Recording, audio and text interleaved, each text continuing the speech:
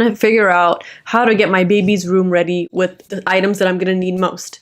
And I'm here to tell you that first and foremost, the number one essential you are going to need is a bassinet or a bedside co-sleeper. You cannot leave your newborn alone in the nursery room for the first couple months, so it is key to get a baby bassinet or a co-sleeper lounge to have next to you, next to your bed while your baby is sleeping beside you. And number one, you're going to need a crib before anything else, because this is going to be the place where your baby will spend most of his or her time. And according to Baby Center, newborns can sleep anywhere from 16 to 17 hours a day, so a good crib is important. And you want to lay your baby flat on the crib. Don't lay him side lying or, on the stomach. You want to do back sleeping only and prevent SIDS. And a factor to note before purchasing a crib is the visibility of the crib, because there can be a baby camera on at all times, but it's hard to place the camera where the baby was always just visible, right? And more than half the cribs today have sides that are closed off. So make sure you choose one that is barred and visible on all four sides so that you don't have to go to the nursery every 5 minutes to make sure your baby is okay. And you can try a minimalistic crib and just keep it nice and simple, and it's inexpensive and sturdy.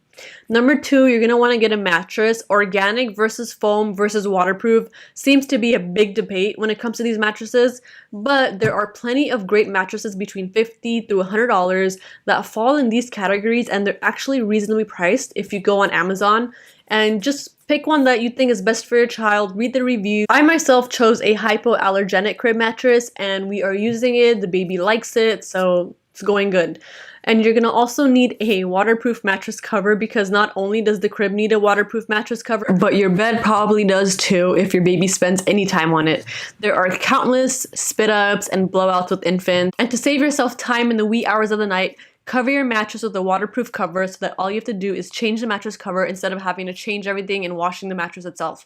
And just remember that bamboo mattresses are a good choice, and they're very inexpensive. Another essential you're going to want to get is a nursing chair, which can be any chair that allows you to sit down and feed your baby comfortably if you are breastfeeding.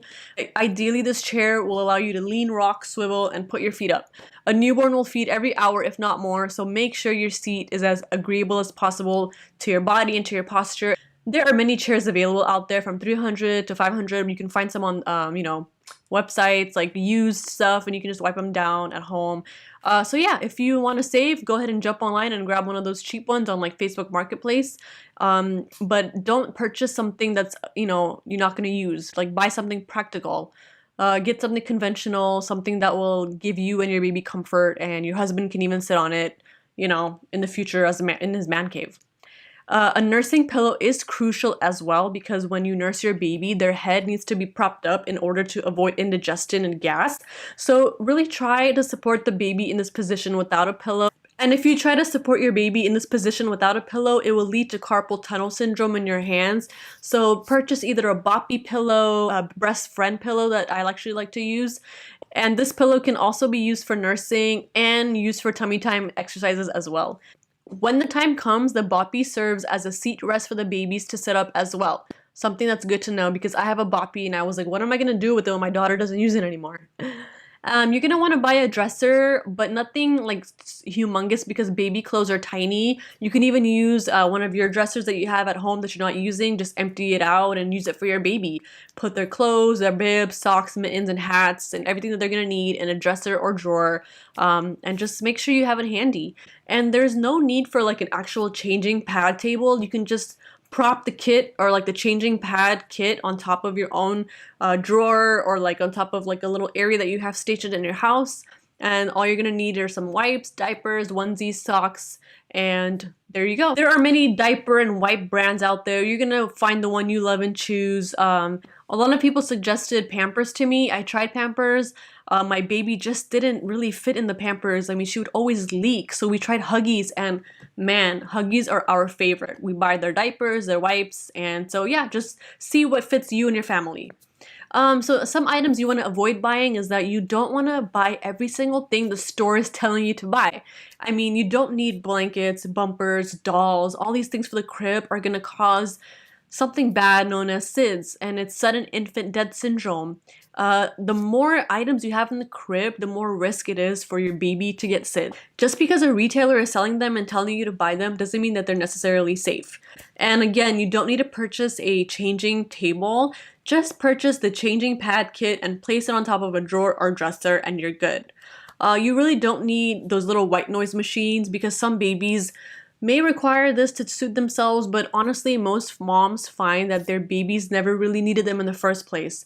Those things just collect dust, it's a money waste, and babies tend to be soothed from motions like rocking and swinging, so you should hold off on these kind of big purchases and just invest in something like a swing. And when it does come to toys, more isn't better. In fact, the less they have, the more focused they are on each toy.